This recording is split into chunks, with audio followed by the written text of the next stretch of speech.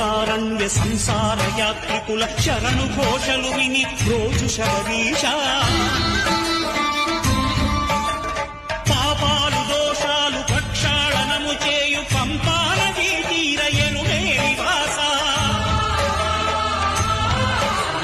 నియమాల మాలతో సుగుణాల మెట్లపై నడిపించి కనిపించి